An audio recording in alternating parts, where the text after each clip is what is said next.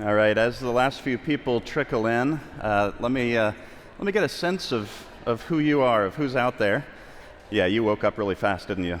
Yeah, when I looked right at you. Okay, who here is in middle or high school? You raise your hand and keep them up so I could just look around. Okay, who here is in college? All right. Who is a bit older than that? All right. I won't ask more details. I will ask, though, who in here is a parent? Okay. Who in here has been parented? That would be really weird if somebody didn't raise their hand. Okay. So, motivation. Motivate me better, not more. Or motivate me rightly, not more. I'd be curious to find out from each of you why you chose to come to this one, because there are a lot of really good ones. I'd like to be in some other ones right now, though I'm really excited to be in this one, because this is a topic and a reality that I love thinking about and experimenting with. Motivation. How are we motivated? What motivates us? Let me introduce myself just a little bit and tie that into why this topic is important to me. My name is Jonathan Worthington. You can call me Jonathan. You can call me Dr. Worthington. Who knows? You can make up a term and I'll probably respond to it. I am currently serving with a mission agency here in town called Training Leaders International. That's my job, TLI.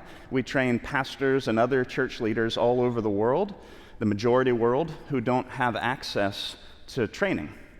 They're doing the hard job of pastoring, and they want to know how to understand Scripture, how to preach and teach and pastor, but they have no access. And so my job, it's just amazing. I get to actually create biblical studies that are hopefully culturally malleable, culturally sensitive, and then go with colleagues to all sorts of places and meet pastors and teach them and learn a lot from them. I recently came back from Philippines, and before that I was in India, and I'm about to go to Brazil, and I've been in places like Mongolia and Tanzania, Uganda, El Salvador. It's just amazing.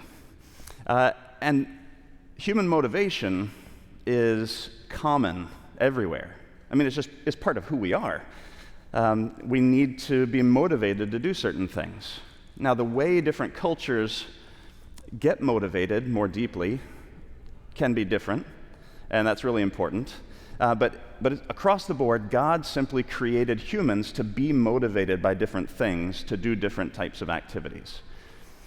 And so one thing I get to explore is how does that work in learning, in teaching and learning? How do people, students, whether you're middle school or high schooler, whether you're in college, seminary, whether you're an adult, and like the people I work with, they're pastors, how do they learn? And how can I help, if at all possible, to motivate them to learn more deeply in a way that actually transforms their life and sinks down and affects everything about them? This topic first sprang onto my radar when we lived in the UK. We lived in Scotland and Northern Ireland for almost a decade between the two of those. My daughters, one of which is sitting right here, Lydia, they were born in Scotland. They grew up a little bit in Northern Ireland. Lydia sounded like a local Belfast girl. In fact, her teacher was shocked when my wife and I, who are both American, came into the parent-teacher conference. She's like, "What? I thought Lydia was just from right around the street. The accent is perfect." And unfortunately, in my opinion, she has lost it and speaks kind of like a Minnesotan, which is good. I mean, no? Okay, some of you said no. While I was in Scotland and Northern Ireland, in particular Belfast, I was a New Testament professor at a Bible college and a university there, and I started doing research on learning and motivation. and started experimenting in the classrooms, teaching courses on the Bible, Paul's life and letters, Jesus and the Gospels, and experimenting with what might help the students learn things better, more deeply, versus what might make them look excited but really doesn't change them. And so I started doing research then, and then moved here 8 years ago to work for Training Leaders International, and it just kind of blossomed into being able to explore human learning and human motivation in the classroom, but around the world now. And so I'm going to share some of what I've learned with you. But first, I do want to, okay, good, it's working. I do want to ask you this question. What do these things have in common with each other and with motivation? Dirty dishes, discipleship, cross, candle, cat. How are those related to each other and to motivation? Now, if any of you actually got this right, well, that's just not going to happen. So I'd love for a few of you to shout out not what actually might be right, but what might be really creative. How do you think these might be related to each other and to motivation? Energy. What's that? Energy. Okay. Exciting. That's not what I was thinking, but I'd like to play with that some more. Energy. What else? Yeah. Hard things. Do you find kitty cats particularly hard? A separate thing. All right. No. Okay. Some of the other things, hard things. Yeah. The letter C. The letter C, like discipleship and dishes. Oh, yes. Okay. Yeah, there are. I did play with alliteration a little bit. Dishes, discipleship, cross, candle, cat. One more thing. As creative as you can be. What's that? Fellowship. I heard fellowship. Okay, so don't be in a fellowship group with her because she's terrified of hard work with kitty cats, but you want to fellowship with them. So that wouldn't be a good... No, that's probably not what you mean. All right, these are great guesses, and I'm not going to tell you. I mean, they might pop up occasionally throughout what we do over the next hour and a half or so.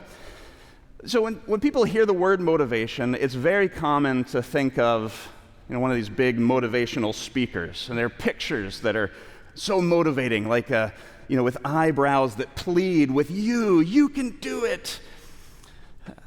There's some complications with being motivated by motivational speakers. People often say that motivation doesn't last. Well, neither does bathing. That's why we recommend it daily. You can be motivated by things and it goes away. It doesn't last. You can win if you want. It's very motivating, isn't it? Except if you're some of the people that really, really want to win and lose. So motivation, doesn't always work. Achievement. You can do anything you set your mind to when you have vision, determination, and an endless supply of expendable labor. So there are some weaknesses with motivation, certainly if we think about it in the way that we normally do. You see, if a pretty poster and a cute saying are all it takes to motivate you, you probably have a very easy job, the kind robots will be doing soon. By the way, if you want more like that, it's from despair.com.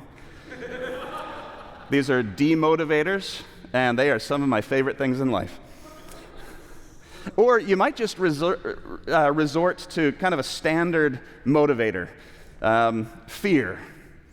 This was tacked on the door of an exam room at a college. Would you be happy if your girlfriend or boyfriend was cheating on you? Don't dare cheat on the exam. I mean, that's motivating, in a way. So, some of you may be picturing me. Oh, wait, this is me. Some of you may be picturing me as a motivational speaker, because that's what the topic is, and that is definitely a picture of me. I know the jacket confuses people sometimes. But that's not exactly what this time is going to be. Maybe you've discerned that already. This is not simply to try to whoop you up into something, to motivate you. It's actually to explore how God created motivation, different types of motivation, and what that might look like in life. So if you have a pen, paper, write down right now one thing that you were motivated so easily to do. Think of something that just, like by nature, you're totally motivated. It doesn't actually take much for you to jump right into that. But also, write down one thing, maybe something important, probably something important. Write down one thing that you know you should do in life, in parenting, in school, work, whatever. One thing you know you should do, but you're just not motivated at all to do it. And we're going to come back to that thing a few times over the next bit of time together. So keep it in your mind if you don't have a writing utensil. And in fact, after you've written it down or pictured it, if it's not too personal, please turn to the person next to you, even if you don't know them. Turn to the person next to you and share what you just wrote down. If it's too personal, tell them, I'm not going to share it, but listen to theirs, okay? So just for a moment, share it. All right. You'll have more chances to talk more with the people next to you. And if you see somebody who is sitting alone, don't let that happen. Grab them in and join into your chatting couple. So right at the heart of what we're going to explore is the fact that God has crafted you, handcrafted you in a certain way, and it's very intricate. Everything about you works together in some manner. In some of us, different parts of us don't work the same way that they do in others, don't work as well. But every one of us, I mean, if you look around, if you see somebody who's alive, things are working together within you in an incredibly intricate way, and that's God's handiwork. Think about Psalm 139 for a moment, just a portion of it. The psalmist is thinking about how God knows him. And he says, right in the middle of the song, "You formed my inward parts. You weaved me together in my mother's womb. I praise you because I am not just made, but I'm fearfully and wonderfully made. Wonderful are your works. My soul knows it very well. My frame was not hidden from you when I was being made in secret, intricately embroidered in the depths of the earth." You may not have heard that translation before, but that word embroidered, originally in Hebrew, weaved, knitted, it's often used of embroidering with these amazing cords, beautiful cords together. Intricately embroidered in the depths of the earth. It's poetic. It's talking about actually in the mother's womb, which it mentioned earlier. Because God is a master craftsman, weaver, embroiderer of you and how you work, we need to know that he did not create everything and every aspect to do the same thing and to be as effective as other parts. So, for example, cats. Maybe you've seen a picture of a cat. Maybe some people are afraid of the hard work of cats. Others want to fellowship with these cats. God didn't knit every cat for equal jobs and with equal power. And that's actually the same thing with motivation, with how humans are built to be stimulated or motivated to do things. God did not embroider all forms of motivation for equal jobs and equal power. Did you know that there are different types of motivation? And if you're using the wrong type, or you're using one type for the wrong activity, no wonder things aren't working very well. God didn't create us in that way. So to to enter into this idea of motivation, I'm going to tell you about this interesting experiment from the 1940s and its development into the 1960s, and how it's a window into a really interesting thing God has crafted in us. So, what do candles have to do with motivation? Well, Carl Duncker, psychologist in the 1930s and 40s, he did an experiment that now is called Dunker's candle problem. And people have reduplicated this over and over in lots of ways. And his findings are one of the more fixed sets of scientific findings in psychological science. Duncker would lead somebody into a room, small room, nothing's in the room except there's a table. And on the table, there's, like you see here, there's a box of tacks, there's a book of matches, and there's a candle. And he tells them, attach the candle to the wall in such a way that the wax doesn't drip onto the table. And then he leaves. And so there's kind of an ordinary pattern of what people will try. Usually the first thing is to grab a tack and try to tack the candle itself right onto the wall. Tacks aren't long enough, the wax crumbles, that just doesn't work. And they try different ways, and that never works. A lot of them then will take a match and strike it, and they'll hold the candle sideways, and they'll kind of melt the side, and then try to press the candle, stick it to the wall. That never works. Some, not many, maybe a quarter, 25%, figure out that if they think a bit differently than what's presented to them, they can actually figure it out in a creative way. They dump the tacks out, and the box that was holding the tacks, they tack that to the wall, and then can stick the candle up in the box and light it, and it's attached to the wall, and it doesn't drip on the table. But that's a very creative solution. It's not obvious at all. And in fact, there's this term that you don't have to memorize, but it's interesting, called functional fixedness. The idea that when you're presented with something functioning in a certain way, it's really hard to break out of that and picture it functioning in a different way. And so for that box, they see it holding tacks, and it's really hard to think of it as anything other than just a tack holder. And so it takes some lateral thinking, some creative outside-the-box thinking to say, wait a second, what if that box can function in a totally different way? And maybe 25% of people figure that out eventually. So that has nothing to do with motivation. It's just really interesting. I'm just kidding. I know you look worried. It actually does have something to do with motivation because of the next thing that happens with this study.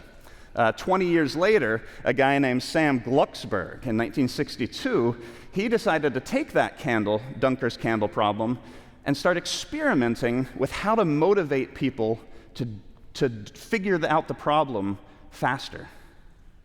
So that was now about motivation. So he took the basic problem.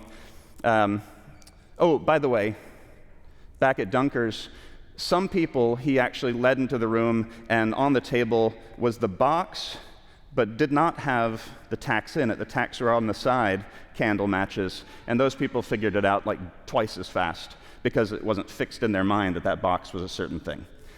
Okay, now going to Glucksberg. The person's led into the room, everything's set up as it was, tacks are in the box, candles, matches, and he just tells them normally, do it as fast as you can. And so a certain number of people in that room, he times them, and he kind of gets a standard, what's a standard time that people can figure this out? Well, other people, he leads them into the same type of room, but he says, you need to do this as fast as you can, and if you are fast enough, like in the top 20% fast, I'm going to give you $5, which in 1962 was more than it is now. And these are college students, so that was pretty good. But then he said, if you are the fastest of anybody, I'm going to give you $20. So you've got the control group that's just doing it as fast as they can, but not with any kind of reward or incentive. Then you have people with a small incentive to do it as faster, and then people with a big incentive to do it faster. You get more money if you're the fastest. And what he found was that the people who are offered the biggest incentive to do it did it 3.5 times, is it? My memory's a bit shaky right there. They did it substantially slower than people who were not given any incentives at all. Yeah, interesting and shocking. And now this similar experiment has been done over and over for years and in different countries. He did it in India later, and it keeps showing the same thing, even in different countries. Those who are given the higher incentives of money actually perform it slower.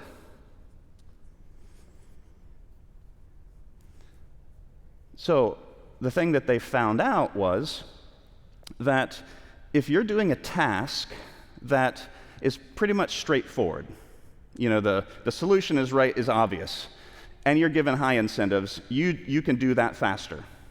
But if the problem you're trying to solve takes creative thinking, like outside the box, you have to think about things in a different way. The answer's not obviously there, the answer's somewhere over here. And well, the thing that incentives, that higher pay do, is it puts blinders on you, which focus your attention on speed, getting the job done. But if the answer's over here, then that actually makes you do it slower. It cripples your creativity and your critical thinking.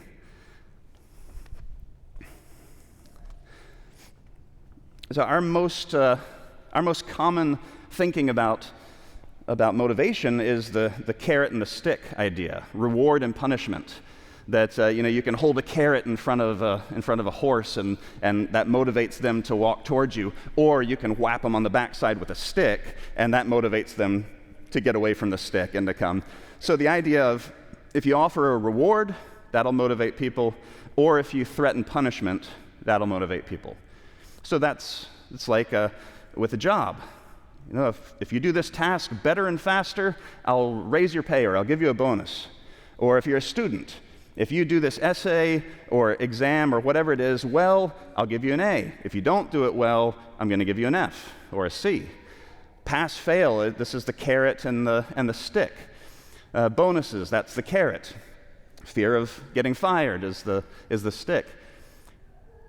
But this is really fascinating now if we start thinking about work and incentives and being a student and learning and incentives like grades and payment. If that type of motivation, the carrot and the stick, actually undercuts your ability to do the problem, the job, in a better way. But yet that's the kind of motivation that we use probably most often. So think about parenting even. How do you try to motivate your child? Usually the immediate way is I'll offer a reward of some sort, or I'll threaten punishment of some sort. And now, don't hear me wrong, that is a very powerful motivator if the task you're giving them to do does not involve creativity and outside-the-box thinking. If it's straightforward, that's actually, the carrot and the stick are great motivators. So now we have to start wrestling with our life, with the things that we want to be more motivated to do. Like, well, wait a second, what type of thing am I trying to do? Is it fairly straightforward? Or does it take some critical thinking and problem solving? Well, how you motivate someone or motivate yourself really matters now. So we're gonna play with these ideas a little bit more as we go. I mean, think as a concrete example about dishes and discipleship. Dishes are pretty straightforward, aren't they? It doesn't take a whole lot of problem solving and critical thinking and creative thinking to just do the dishes. So the type of motivation that is reward and punishment, it's very effective. But discipleship? Think of aspects of discipleship, of how you follow Jesus in relationship with others. How many of those parts of your life are super straightforward and just clear-cut versus how many like how you apply Scripture to some relationship at school. Is that straightforward, or does that take some creative problem solving? Well, figuring out how God built motivation in different ways, it gets more and more evidently important. So, turn to that person next to you, and remember, don't leave anybody sitting alone, bring them in, and discuss with them that UGG thing that you wrote at the beginning, that thing that you know you should do, but hard to be motivated, and just talk about whether that thing is a straightforward issue, clear-cut, or if it probably takes some creative thinking to do it. Okay, take a few minutes and chat about that. All right. I heard the murmur slightly die down, so I'll jump right in. I'd love to hear a few of these. So if you are bold enough in sharing what that thing is that you know you should do, but it's hard to be motivated, can you shout it out? Later we'll do some Q&A, and we have microphones, but I think for now just shout it out so I can hear. Exercise and school. Did you say school? Right, and exercise. All right, and what did you all talk about in terms of, is that straightforward? Does it involve some creative thinking? Exercise? Creative, how so? Schedule. Lots of things to do. Yeah, schedules are not straightforward, perhaps the older we get. Values, why you would move something in your schedule and not other things, that takes a fair bit of creative thinking, and in relation to family, if you have family and schedules. Okay, so yeah, that's not terribly straightforward. Yeah, school. I'd say both ways, to be honest. Because, Yeah, both ways, interesting. well, it's because, through high school and like elementary, the basic ones, they just say, do this assignment and you can do it. Now in college, you have all these list assignments, and you have this amount of time to do it, so it can go both ways. I think that's a great, that itself is creative thinking, to not answer A or B, but A and B. Some aspects of school, so you said like younger years, but it continues on. Some parts of school are pretty straightforward. You have a problem, you need to solve it, you've been given the rules to solve it, you just do it. You have a date for an exam, okay, studying may take some creative thinking. But some parts of school, absolutely, doesn't take a whole lot. So the idea of reward and punishment can be an effective motivator for certain things in school.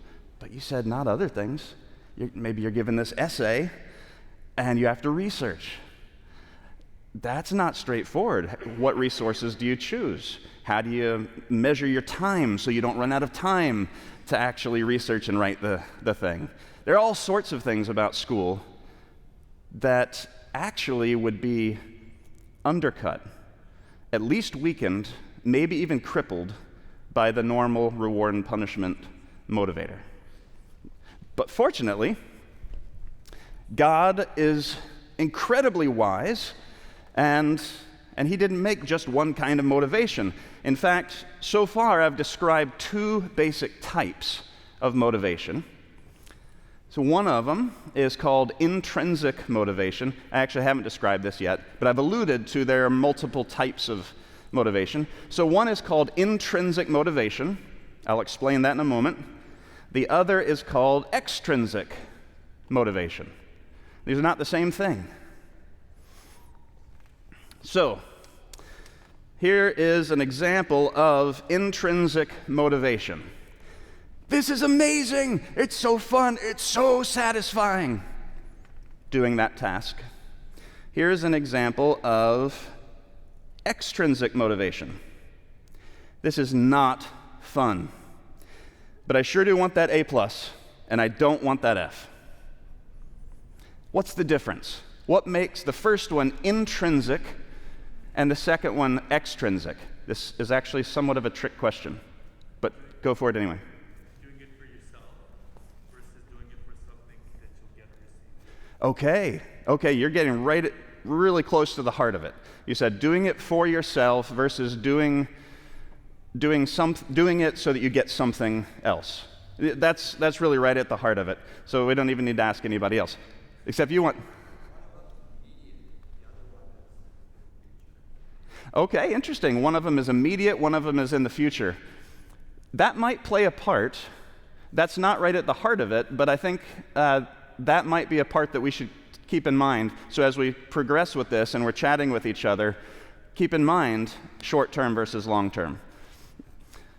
Let me go back to, one more. It's enjoyable and not enjoyable. Like, Okay. not enjoying that, he's doing it. Right. Yep. So he said enjoyable versus not enjoyable. That's the clear big difference between those two. Mm-hmm. Latching on to that, doing something legalistically versus not legalistically. All right, doing something legalistically versus not legalistically. Now that, we're going to get more complex, but you're getting at something that will come up. I don't know that I'm going to use the word legalistic, but I think it's a great one.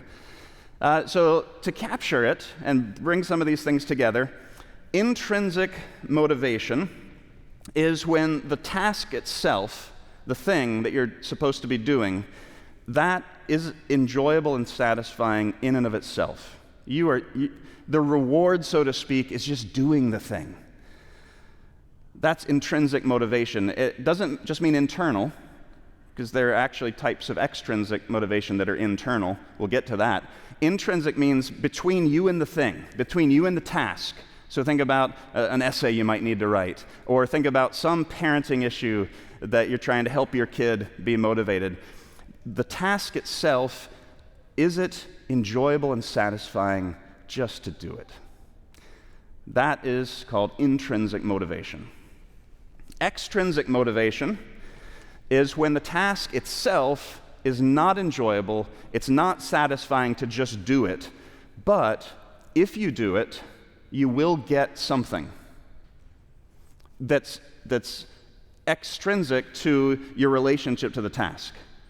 So it's like you'll do the task, but what you really want is this thing over here, and you'll get that if you do the task. So do you see the difference? Intrinsic motivation is you and the task. It is just satisfying and enjoyable to do it. Extrinsic motivation is, I will do this thing that I don't enjoy because I'll get something else by doing this. Extrinsic motivation. Can I ask a question? Sure, please. Would you say that intrinsic motivation in that example would give you energy? Extrinsic would take energy to expend energy? Great question. So would I say that intrinsic motivation in this example would give you energy, would energize you? Extrinsic motivation would zap energy from you? Not necessarily. I think yes about intrinsic. Enjoying and being satisfied in the task itself, that is inherently, what is motivating is it stimulating you. So you are getting energy by doing the thing. In extrinsic motivation, when you don't love the thing, yes, that can drain energy, but the promise of what you will get if you do it, that actually might give you energy. So it's not the thing that's giving you energy, but you still might be getting energy, but it's not in the same way, not from the same thing. That's a really good question. Is there another question about, just to kind of clarify before we move on?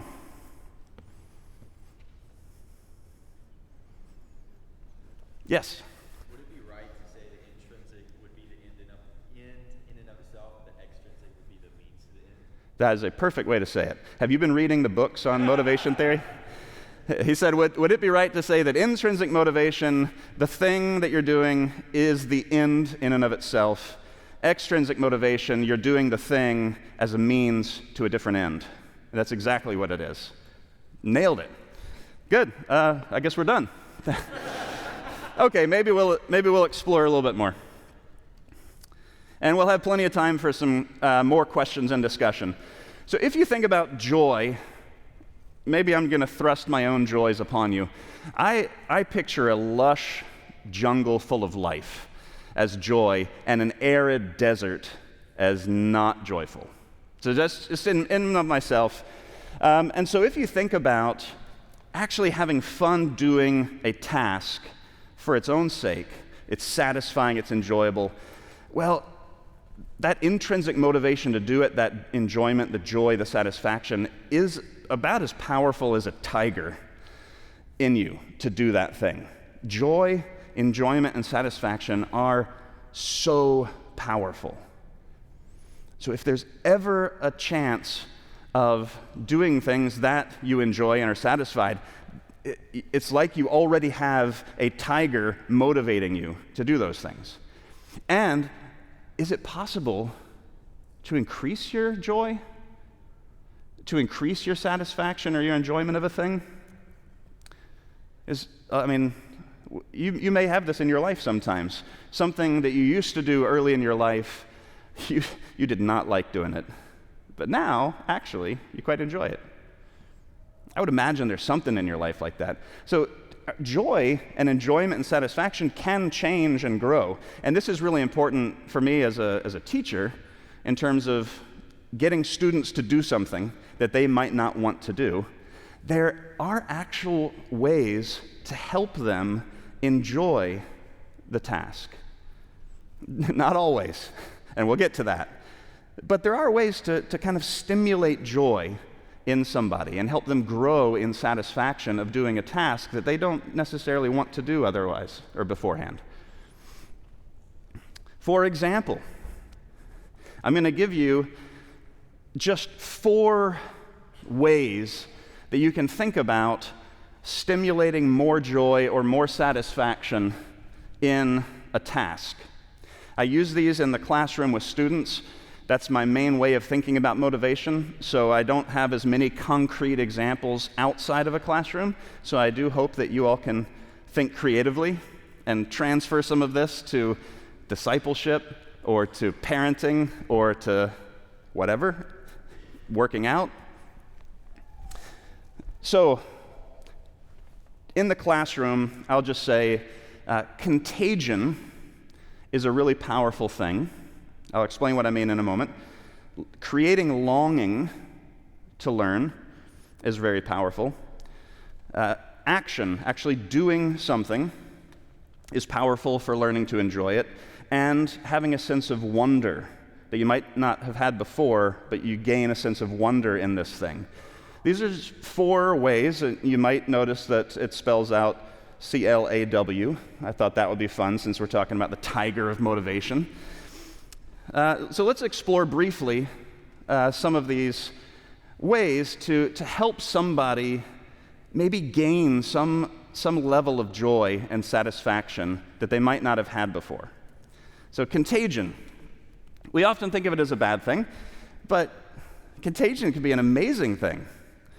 Laughs are contagious. If you love yawning, they're some of the most contagious things that there are. There's a education specialist named Marva Collins who has a number of profound things to say about elementary and middle school learning and high school learning. One of her most famous things is saying this: the essence of teaching is to make learning contagious, to have one idea spark another. I hear often from somebody who's telling me about a professor that they love having, that when they see the professor just loves this thing, even if it's hard mental work, like exegeting a passage of Scripture from Greek and discerning the theology of that passage. It's some hard work, and a lot of people don't find that fun. But when they see their professor just loving it from up front, it's contagious. And students often talk about this. Some of their favorite professors are the ones that they just kind of caught a love of a thing. And you're nodding your head like you may, either you have a special joke or you see that. Yeah. And it's so true. Contagion. So can you be the type of person who is contagious in your joy and satisfaction in what you're doing? That will really help motivate others with intrinsic motivation by stimulating their own joy when they see your joy. So can you be that type of person for others? And also, if you're trying to do something that just is not satisfying, can you find people who find that satisfying and be around them, interact with them, because their contagion might actually start rubbing off on you and start stimulating satisfaction in you for this task that wasn't joyful before? Can you be a contagious person? Can you surround yourself with contagious people in the area you want to grow in. I've also noticed in the classroom that if you are able to stimulate some kind of longing to know something, or longing to get in there and do something, longing is really powerful for increasing somebody's joy and satisfaction in something they might not want to do. So in the classroom, for example, I often will do this thing. Well, I called it the 8 a.m. challenge because class started at 8. I'll call it the 10 a.m. challenge for us because we started at 10, where I might show on the board words or maybe pictures that are seemingly disconnected, have nothing to do with the topic for the day, and I try to get people to guess how are those things related in any way, and it can be hilarious what a lot of students will come up with when they really kind of catch the fun of it. Like, I know we're not going to get it right, and they start connecting these pictures together in these weird, wonderful ways. And so, for example, I was teaching Jesus and the Gospels in Belfast to freshmen and sophomores, and one of the days it was on messianic expectation. So the Jewish expectation of when the Messiah is going to come and what's he going to be like. And I put a picture of an elephant. What did I put a picture of? A clover leaf, like when you're driving, exits and entrances, clover leaf. An elf. There was one other, and they had some really funny things to say about it. But the thing was that they really wanted to see, how is this going to unfold? How is this at all related to what we're doing? And so as that class time went on, then all of a sudden, like an elephant would pop up, and an elf, and it would actually be meaningful for this messianic expectation. I'm not going to tell you how, because I'm trying to show you that longing can kind of motivate you to want to know something. And I remember one of those by the very end, 3 hours later. I don't know why we had a 3-hour class, but 3 hours later, finally the last picture popped up, and I heard one of the young ladies go, "Oh, that's how!" She had been waiting for 3 hours to figure out, how does this all come together? And she caught me off guard. I had no idea that they even remembered what we had done 3 hours ago, but she was longing, how does this work? So there's another question for you. How can you stimulate longing in yourself for that thing that you might not automatically want to do? That's really hard. It's a little bit easier in a group because we can often help each other grow in our longing more than we can help ourselves. So think about that. I'm just kind of planting a seed of elements of enjoying or finding satisfaction in doing something. Longing is an important one. Contagion, longing, action. So actually doing something, and especially when you experience success in doing it, is actually really powerful for helping you like it more. Again, back in the UK, I was trying to teach some freshmen critical thinking. Blech. I bet a bunch of them would have written that on their notebooks, critical thinking in essays and whatever. Oh, I don't want to do it, but I know I have to. And we did this one amazing exercise where, so it was a class of about 70 people, so it was a big one. So we broke up into groups of 5, and I gave them each a theological topic from this book. So the Messiah, the kingdom of God, all sorts of really important theological topics. So each group had one, and they were given a chapter from a book that talks about that topic, and their group had to critically engage that chapter and that topic. And so I gave them each a different role. There are a lot of ways to talk about critical thinking, but one is, can you summarize what the person is saying in such a way that they would say, yes, you got it. That's what I am saying. We're terrible at that, aren't we? We say, basically you're saying this, and they're like, that's not what I'm saying at all. Okay, well, critical thinking, if you can't summarize what they're saying in a way that they say, yes, you got it, then you don't understand. So go back to it. So one of them had that task. Summarize what this guy says in a way that he would be able to say yes. Next person, come up with 3 things that author did really well in that chapter. So first, before the negative stuff, think about the good stuff that he did and draw attention to it. Then the third person had to come up with 3 things that they don't think the author did well. Then a fourth person had to bring in another source on that topic so that they could all compare what this guy says with what somebody else says. So one had to summarize, one had to say good things, one had to say bad things, one had to bring another source to compare, and then a fifth person had to kind of wrap their insights all together at the end so it was coherent.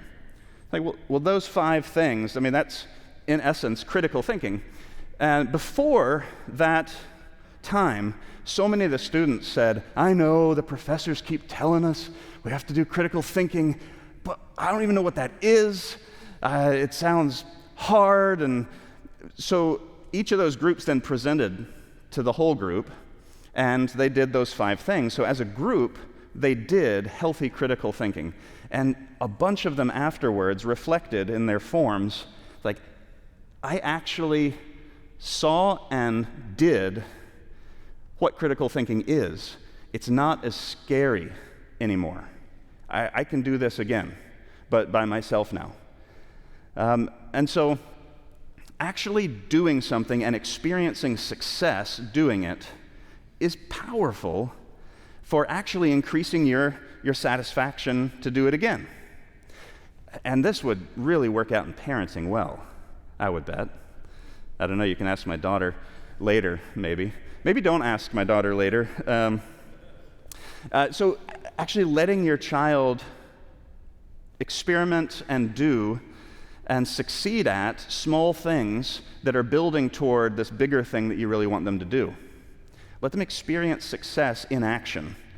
And that will in itself motivate them, like intrinsically, to actually find satisfaction in doing this thing that you're guiding them to grow in. Let me give you one more, the fourth, the W for claw, and then we'll do some questions before shifting to something a bit more complicated. So, wonder. Again, if you automatically love, enjoy doing something, you are intrinsically motivated, and it's that tiger inside of you. Is it possible to grow in enjoyment and satisfaction? That's the question, and I'm given 4 different elements that could help you grow in being satisfied with doing something, and finding the wonder in it is powerful. I mean, God's created a wonderful, wondrous world. He's created humans in wonderful ways.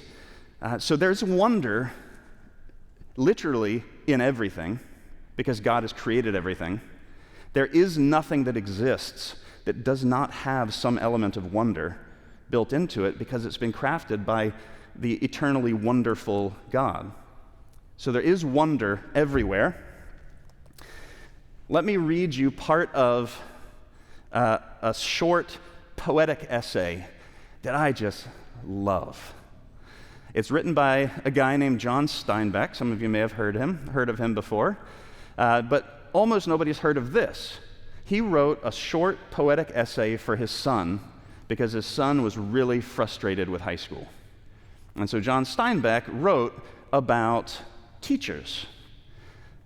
And so the picture there, that's the essay. That's as short as it is. You can't find copies of it very much, except for this one on the internet. But here is an extract, something I've pulled out, where John Steinbeck describes what has made, for him, he says, I've had 3 really great teachers. And let me tell you a little bit about this, son. So Steinbeck writes, a great teacher is a great artist, and there are as few as there are any other great artists. It might even be the greatest of the arts, since the medium is the human mind and spirit. My 3, had these things in common. They all loved what they were doing. They did not tell, they catalyzed a burning desire to know. Under their influence, the horizons sprung wide and fear went away and the unknown became knowable. But most important of all, the truth, that dangerous stuff, became beautiful and very precious.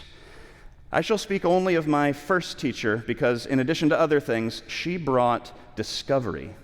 She aroused us to shouting, book-waving discussions. She had the noisiest class in school, and she didn't even seem to know it. Our speculation ranged the world. She breathed curiosity into us so that we brought in facts or truths shielded in our hands like captured fireflies. She left a passion in us for the pure, knowable world, and me, she inflamed with a curiosity which has never left me. She left her signature on us, the literature of the teacher who writes on minds. I've had many teachers who told me soon forgotten facts, but only 3 who created in me a new thing, a new attitude, and a new hunger.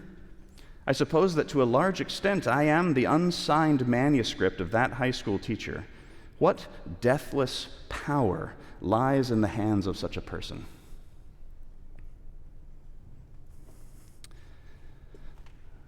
You think that could transfer to parenting?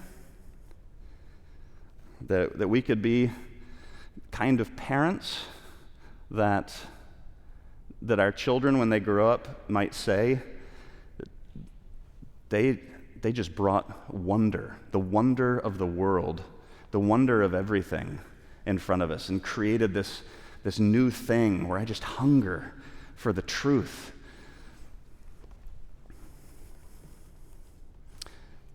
Okay, wrapping up this portion on intrinsic motivation, actually finding joy and satisfaction in a task itself for no other reason but just you love doing it, and some ways that you can help stimulate in yourself or in others joy and satisfaction. Are there any questions or comments? In fact, our two microphone people, if you have a question or a comment, they're going to bring the microphone to you, since this is being recorded, I believe, so we can actually hear your comment or question.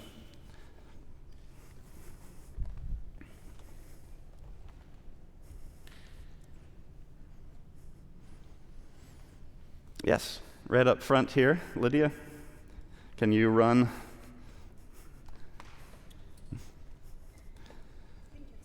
Think it's on? So my question to you is it's kind of complicated, but how to use the motivation in a prison system, right? Where convicted people are sitting in a room alone, no one to talk to. But then how do you use what you just said, and how do you use God in a way to help them motivate to live their life and not want to bang their head and kill themselves? Wow, what a great question. And I have never been asked that question before. So my brain is working fast as I'm stalling with these words. No, don't apologize. That's an amazing question. So at this state, we're about to get into other types of motivation that will be applicable to that as well. But intrinsic motivation. Can a prisoner somebody convicted of a crime, can they find joy and satisfaction in doing something even in prison? That's kind of right at the heart of your question. And how might we help them do that? I mean, I would imagine that there are things, even in prison, that a person can learn to enjoy and find satisfaction in. It maybe depends on the prison and the system that they're in as to what's available to them. But in some where they do have books or they have groups where they can talk about things, there would definitely be ways to look for wonder, even in small things that they do have access to. And wonder, like we just saw, is a powerful thing for giving hope and engagement. It might take their mind off of that spiral down of how do I just get out of this situation, and actually stimulate them to want to engage something, wonder, actually putting their hands to doing things. So I know a lot of prisons will have classes, pottery, artwork, all sorts of things, sports, and this is part of the reason is if they can put their hands to doing something and feel success doing whatever it is, and if maybe somebody can help them pay attention to that, like, yeah, that success that you're feeling by doing these things, that's a big motivator away from that cycle of despair, of just kind of shrinking into their own world and maybe into self-harm or hurting others or whatever it is. Getting them to experience success in something even small at first, getting them to explore wonder, even if it's tiny. So I can picture some ways that I imagine it's possible. But I have a pretty sheltered life. I've not been in prison, and so I don't know what it actually feels like and what's possible. But you've stimulated me to want to think about that more. It's a great question. Other questions? Yes, at the back.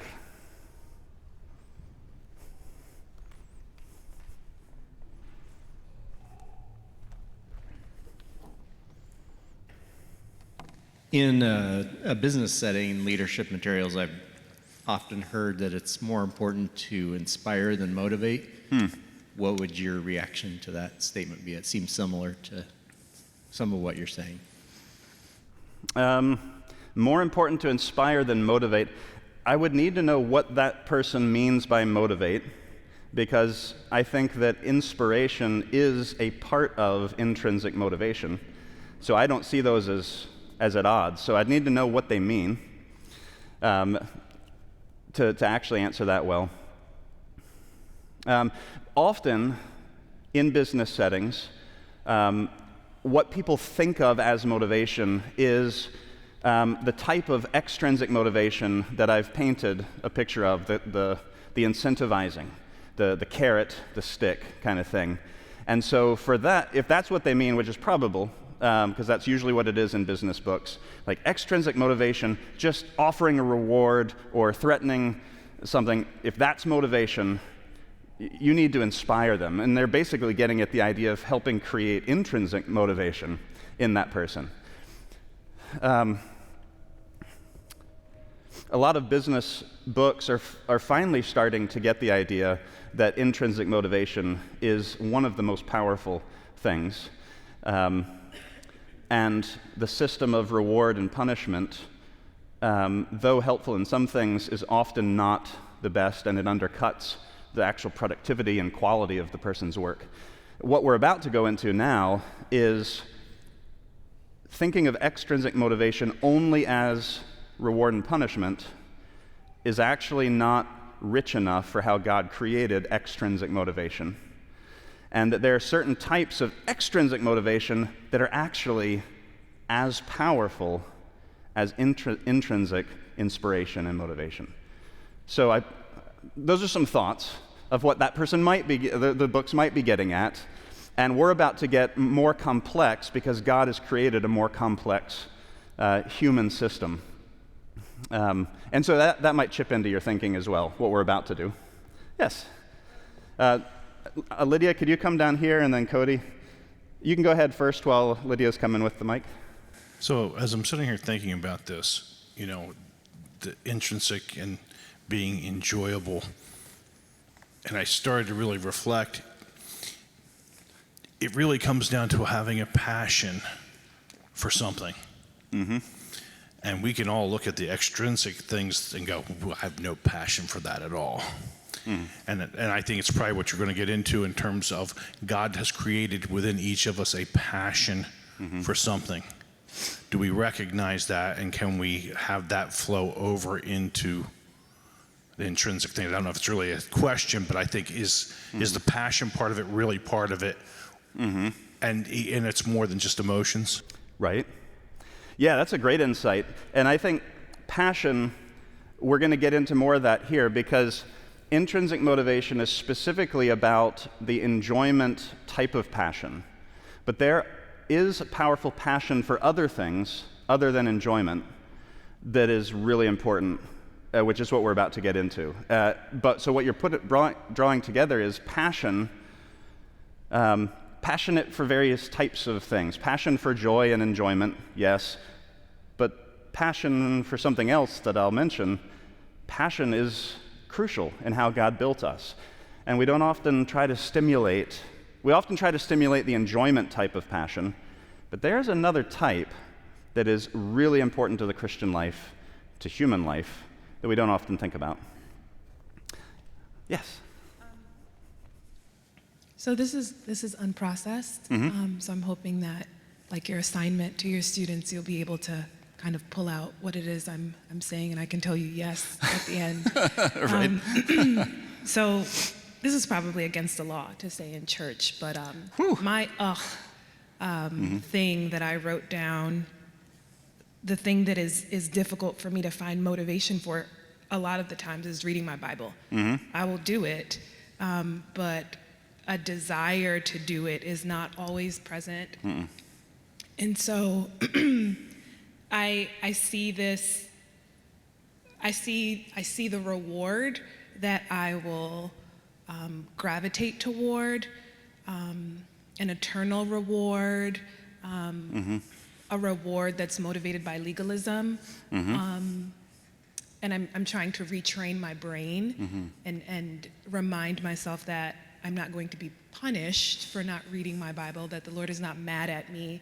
But then there is also a punishment in my mind that I think about in the way of not getting to know the person. So that in and of itself is kind of not really a punishment, but Certainly impoverishes your life. right.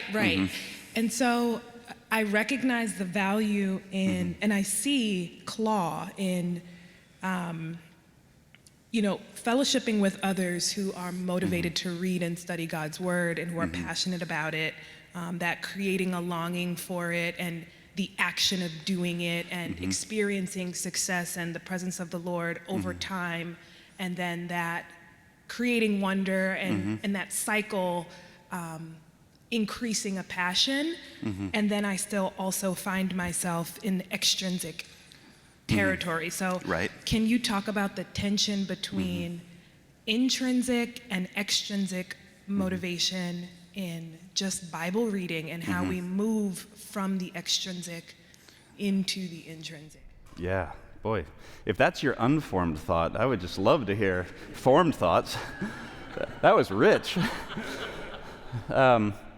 Also, I think probably a bigger illegal thing in churches than having a hard time finding pleasure in reading your Bible is hypocrisy of people who don't admit that they experience that too. I know I certainly do. Loads of times in my life where it's like, I'm just kind of bored with the Bible, and like, that's just awful. But I mean, it's where I am right now. And so you are right to bring out. You can see how the claw, those four types of stimulating enjoyment and satisfaction are totally applicable to trying to get more passion for reading the Bible, and really for knowing God. Because it's not about reading the Bible, it's about knowing God. And that is one of his chief means for it. You know that, you kind of alluded to it. In fact, wasn't it a bunch of the Pharisees who Jesus said, you search the scriptures because you think that in them you have life, and yet you don't come to me to have life, and I'm the very one the scriptures are talking about. Like, it's not actually about reading scripture, it's about knowing God. So I'm glad you pointed that out. So there's amazing intrinsic motivation that we can help each other stimulate. You nailed it. There are, what we're about to go into, and I'll just use this as a way to branch in, there are at least 4 different levels or types of extrinsic motivation. Only the shallowest is reward and punishment. And we're about to get into the other 3, because the deeper you go into extrinsic motivation, you actually get as powerful as intrinsic enjoyment. but most people don't realize this. So right now we've only talked about the shallow level of extrinsic motivation, reward and punishment, and there's a place where that's okay for being a motivator to read the Bible. It's like the reward of knowing God better. I can be motivated to read Scripture to know God better. That's extrinsic, it's shallow, but it's something. That won't give you the creativity that sometimes it takes to really understand something about God's character in the Word, because that type of motivation undercuts creativity, and it kind of puts those blinders on you. But come back to your question in light of what I'm about to go into, because we're about to explore more ways that God has created us to be extrinsically motivated that are really powerful and healthy. And I think that'll chip into what you're asking. But come back to it as you reflect on it. I don't want to leave you hanging. There will be more chances for questions a little bit later. But let's move on into extrinsic motivation, and this is really important to understand because, well, let me ask you these questions. Should we only do things with all our hearts if we enjoy doing them?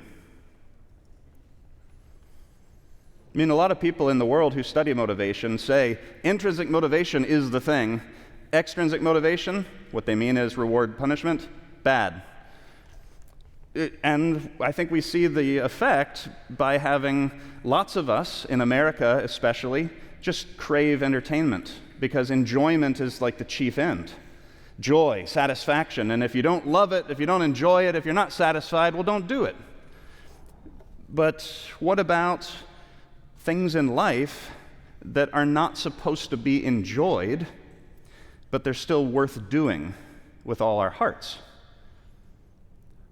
Are there things like that? And I suggest absolutely there are things like that. For example, let's talk about Jesus and the cross. So Hebrews, the letter to the Hebrews, chapter 5, verses 7 and 9, writes, in the days of his flesh, so before he was resurrected into glorified body, so in the days of his unglorified human flesh, Jesus offered up prayers and supplications with loud cries and tears to him who was able to save him from death, and he was heard because of his reverence. I think that's interesting. He was heard. That's not the same thing as God actually saving him from death. He was heard, but he still died. So in what way did the Father hear Jesus? Well, that's something to contemplate. He was heard because of his reverence. Although he was a son, Jesus learned obedience through what he suffered. And being made perfect, brought to the final goal, the end, the resurrected, perfected humanity. Being made perfect, he became the source of eternal salvation to all who obey him. So if the only thing we should really commit to doing is what we find enjoyment and satisfaction in and of itself, why on earth did Jesus go to the cross? And what motivated him to keep going to keep moving toward the cross, knowing what was coming? That's not enjoyment of the cross. And if it was, that's a severe form of psychopathology. To enjoy, that's like masochism. There's certain things that Jesus is demonstrating that are worth engaging in to the fullest extent that aren't ever going to be enjoyable and satisfying in and of themselves. He learned obedience through what he suffered. A little bit later in Hebrews, the author writes, "Fix our eyes on Jesus, the pioneer and the perfecter of the faith, for the joy," okay, there is that, "for the joy set before him, he endured the cross." So notice, it's not the cross that was joyful. There was something that he was joyful at, and it wasn't the cross, so he endured the cross. Somehow he was motivated to fully go into the cross because of some joy that's extrinsic. He had the cross in front of him, and that's not what he found satisfaction in. He found joy in something that he would get by going through the cross. That's extrinsic motivation. So what does this say? He scorned its shame. So he endured the cross, scorning its shame. This is not enjoyment and satisfaction. And he sat down at the right hand of God's throne. Now that is, for the joy set before him, to sit down at his Father's right hand. And that's not the only part of the joy and satisfaction for Jesus. Consider him who endured from sinners such hostility against himself. He did that not with intrinsic motivation. It was not enjoyable and satisfying for him to be scorned by sinners, but he was motivated to do it so that you may not grow weary in your souls, collapsing. That's a joy that Jesus had before him, sitting at his Father's right hand and strengthening us.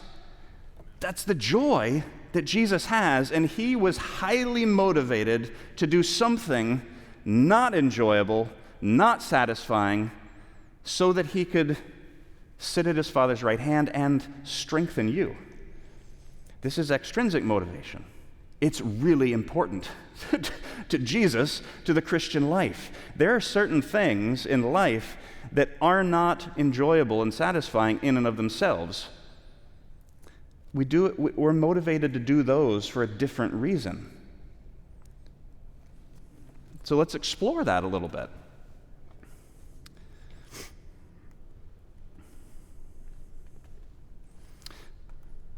So these two types, God is amazing with how he designed human motivation, giving us powerful motivation like a tiger when we enjoy and are satisfied with the thing itself.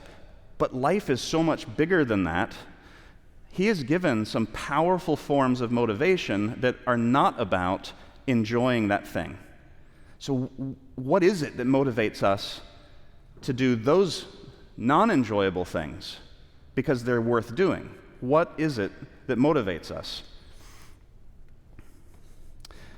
Well, there are 4 levels. So we've already mentioned one, reward and punishment. I'll motivate you to go to the cross by giving you money if you do it, or not punishing you if you do it. No, that's shallow. That would never motivate somebody to go to the cross and bear sins for people who don't deserve it. Yeah, sure, money or rewards and punishment can motivate you to do certain things. It's got a place in life, but not for that kind of thing. But there are deeper forms of extrinsic motivation, where you do something to get something. There's something that you could call obligation borrowed. There is a technical term for it that is so boring I'm not even going to mention it. Obligation borrowed. So imagine a kid who is told, learn your times tables. It's not fun, not satisfying, but their teacher says, you need to do this. It's an obligation. And so the student says, okay, it's an obligation, I'll do it. And so he's motivated to do it, because he's kind of borrowed the sense of obligation from an authority figure. Right? That's actually a deeper motivation than just to get a reward or to avoid punishment. It's like this relational motivation, that you're borrowing the sense of obligation from somebody that you trust, so from a parent or from a teacher. So borrowed obligation, that's more powerful than the first, which is why there's that cat. There's a more powerful form of extrinsic motivation to do a thing that's not enjoyable and satisfying. You could call it abstract importance. So you believe something is important in life. Let's say recycling. Like, okay, it's important to do. And so you see a can on the ground and there's a recycling bin and you're motivated to do it. You don't find joy in it necessarily. You know, it's not necessarily fun to open the recycle thing and the smell and throw the thing in. It's not satisfying in and of itself, but you recognize that it's an important thing. And so that sense of importance motivates you to do it. So maybe the sense of pride, like a good kind of pride for doing something important, or lack of shame because you did something that was important. Those are a lot deeper than just getting paid for it, or even just borrowing somebody else's sense of obligation. No, you actually think it's important. It's kind of abstract, yeah, it's important to do, so I'll do it and feel some kind of pride or no shame. And that's getting much more powerful. You will do harder things more readily if you see that they are important to do, if you're actually convinced that they're important. But it's still kind of abstract. There's a fourth level that's still extrinsic, meaning you still don't enjoy the thing. You're trying to get something else, not rewards, not a sense of pride or lack of shame, but something else. And so you're going to do this to get this other thing. So you're extrinsically motivated, but it's as powerful as intrinsic motivation. It's as effective in creative jobs as enjoying, as finding satisfaction. What is it? What is the most important, deepest form of motivation when you don't enjoy the task? So if you notice, I'm trying to play with some letters here too, maybe for your memory. Extrinsic motivation that goes deeper and deeper as the lion roars. Oh, I gave it away. It's a lion! You don't have the tiger inside of you, this tiger in the lush jungle of enjoyment.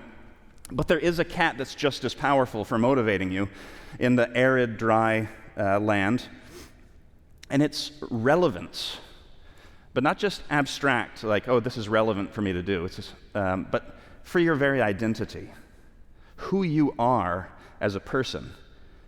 Like this task that I've been given, whether it's in school or whether it's at home or at work or whatever it is, this task that I don't enjoy, I cannot be who I feel like I'm created and saved to be if I don't do this.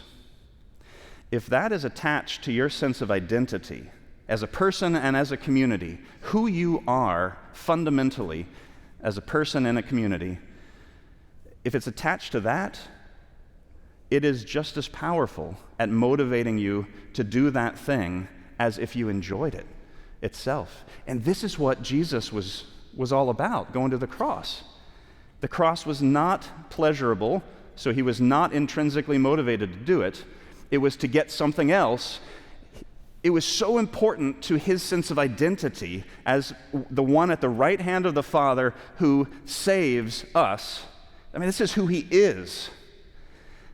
He needed to go to the cross.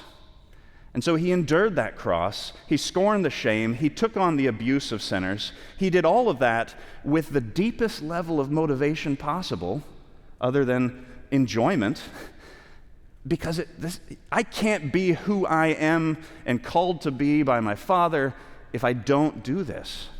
I will gain joy at the Father's right hand. I will gain satisfaction of watching these brothers and sisters be saved and with me and held up when they're tired. I will get joy and satisfaction in those things.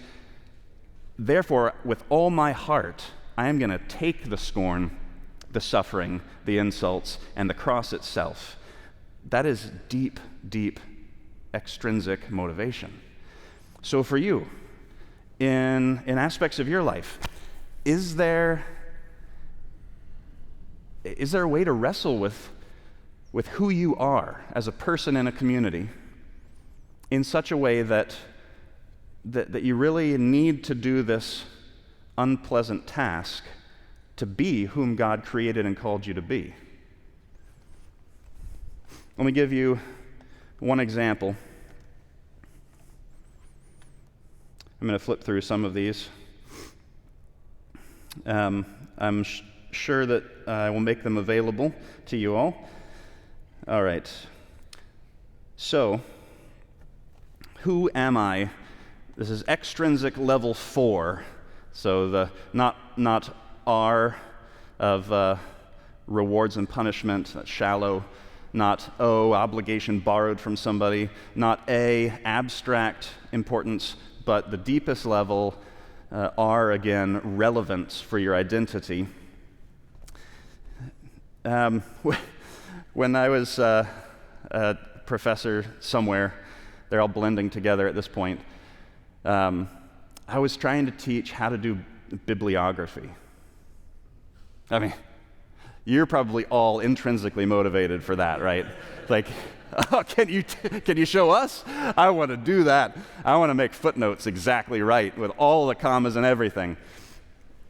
Okay, so these students were not exactly enthralled by the joy and satisfaction of making footnotes proper with all their details, but they had to.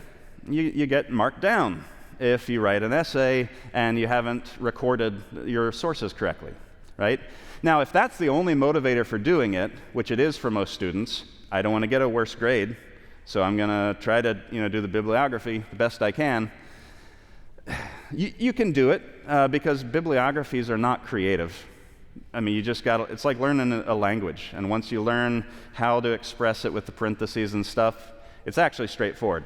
So being motivated by a good grade, that's actually effective. But I wasn't satisfied with that. Because there's something about these students that I was teaching. Many of them wanted to be cross-cultural missionaries. So they were going to be going to a different place and learning a system of communicating. Language, yes, but customs, what's appropriate, what's not appropriate, this whole different world, much of which is not going to make sense to them. It seems stupid sometimes. That's not how I did it growing up in America. That's just stupid. That's where they're going because they feel called by God and saved to do that.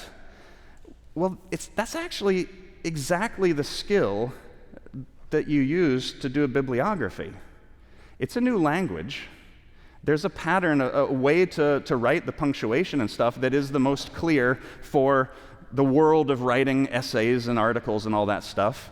You just have to learn it.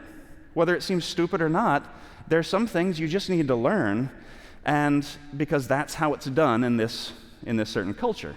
Whether you like it or not, whether you care about it or not.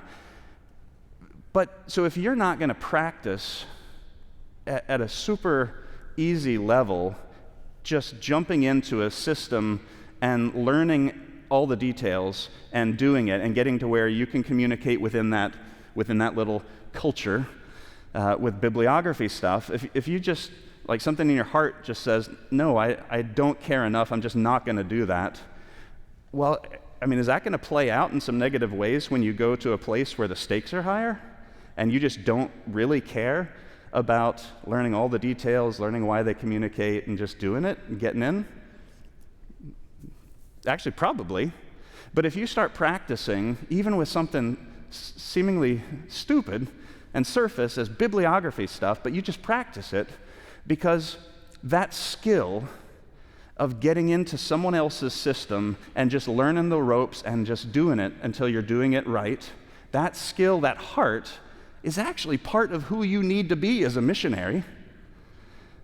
So once a number of these students, anyway, started seeing that task actually is linked to who I am, who I feel called to be as a missionary, at least those students, they didn't make another mistake.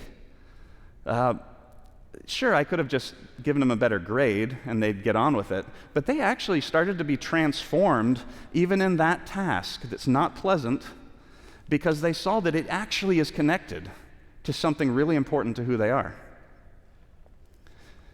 So I wonder if there are ways to do that with exercise, with parenting, with helping your kids.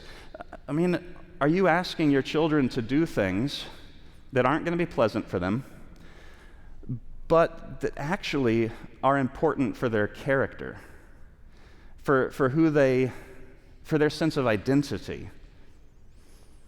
If you can draw some of those connections, that will really start motivating the child much more deeply at a much more profound level. And if you start it sooner rather than later, maybe that culture in your family can build to where you're questing to do what you need to do because it is connected to who you are as a person and in a community. But that takes some creative thinking. So I want to challenge you right now. Because it takes creative thinking, we've got about 12 more minutes. So there's plenty of time to chat again with the people right next to you that you've been talking to a few times, maybe about that UGG thing. But think about it in terms of these different levels of extrinsic motivation. How might obligation borrowed or abstract importance or even relevance for your identity, how might that connect to that thing that you know you should do, but it's not fun? So start chatting right now, and then I'll get you the feedback in a few minutes.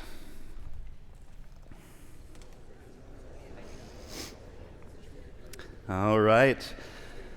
I would love to hear some of what you're sharing with each other, and also questions or comments that you might have if we want to return to one from earlier. I've given you more to think about in the meantime. So again, 2 people with microphones. You can share what you're talking about. You can ask questions, whatever it is, over here, and then we'll come over here. Can I ask a question from earlier?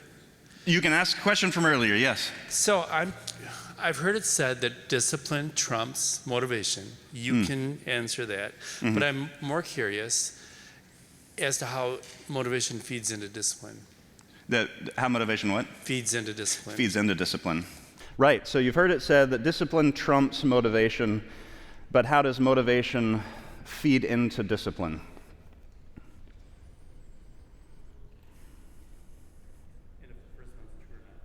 And if the first one's true or not. Right, does discipline trump motivation?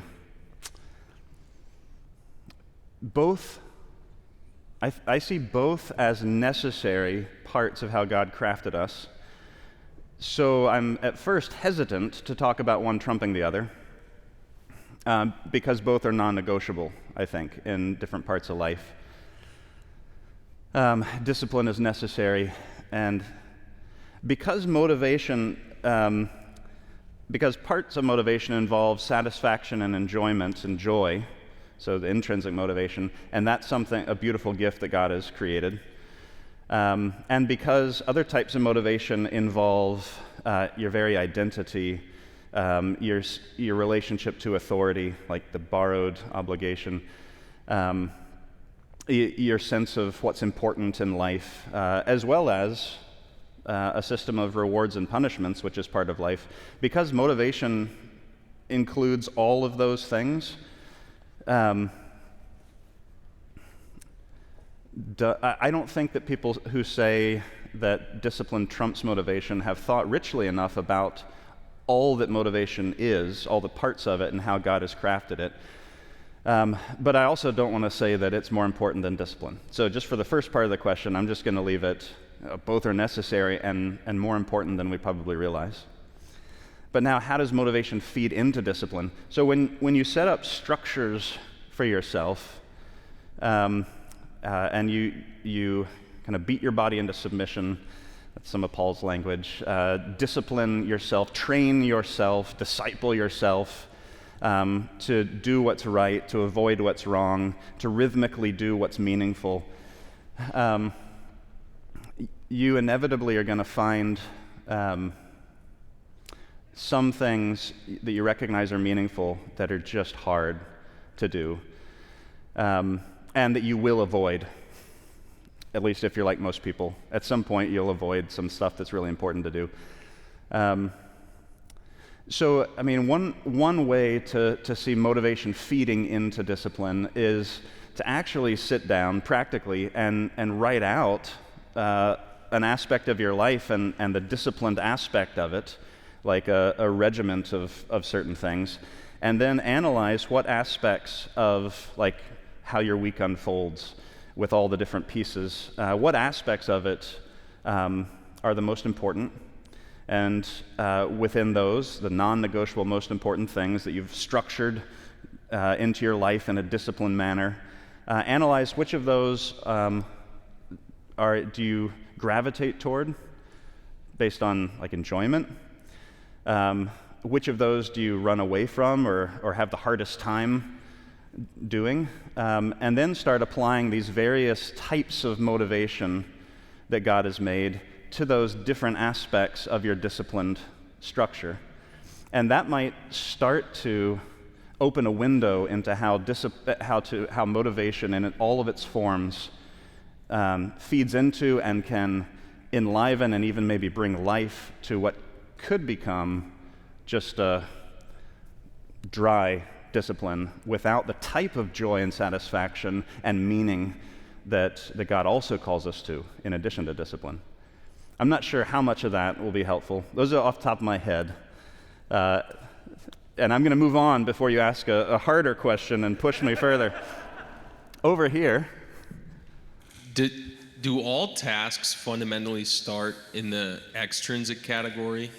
Because I'm thinking through things in my life that I like to do, eating or like watching a movie or like playing a fun video game or something.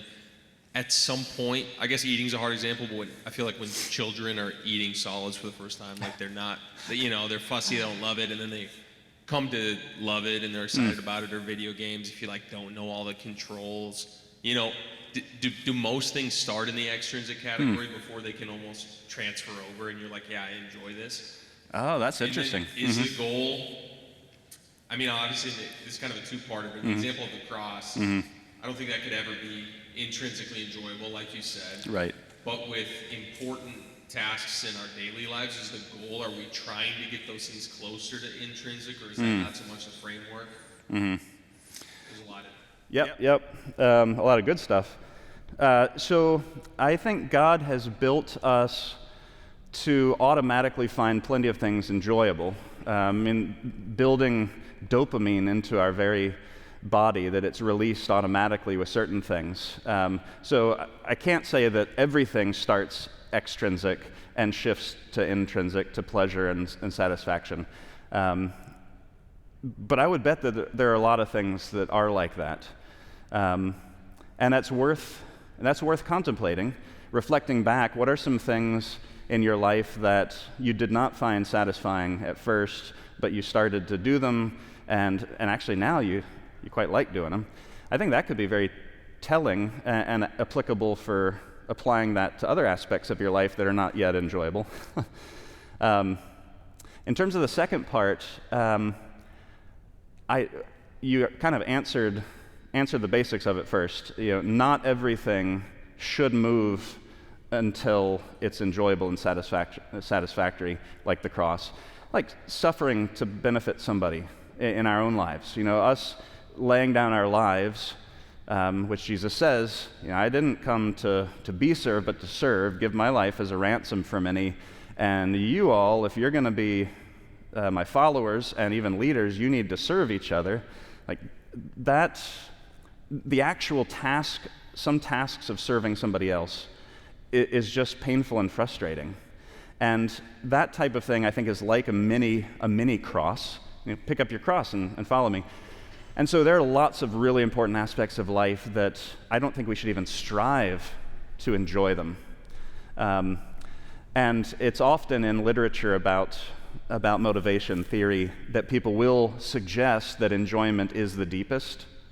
But I've tried to paint a picture where enjoyment and satisfaction is as deep as you can go, but extrinsic motivation moves deeper and deeper. And when you get to something that's relevant for who you are, your identity as a person and a crowd, that it's not like that's not even as deep as enjoyment. No, actually studies show that that is as powerful in doing things as enjoyment.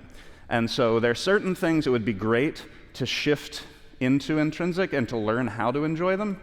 Go for it, but know that there are certain things in life, like a huge part of the Christian identity, that is not going to be pleasurable, but it is as deep if you can see it as part of who you are in Jesus within his body and connect it that way. Let me see what kind of time. We're 12:01. I tried to save time, sorry. But this does mean that please come and talk to me after, and talk to each other. If you have a question, maybe somebody else heard me a little bit differently, and they actually might be able to answer some questions you have. Thank you very much for being here. It's been a pleasure to think about God intricately crafting and embroidering us as humans. And so now I want to thank that God and close our time together in prayer. Father, you are a master craftsman, and I praise you for how you have fearfully and wonderfully knit together every single person in here, knit them together within themselves as a human, and knit them together across with each other in your Son by your Spirit. Would you please help us grow in striving to do what is good, right, true, and beautiful?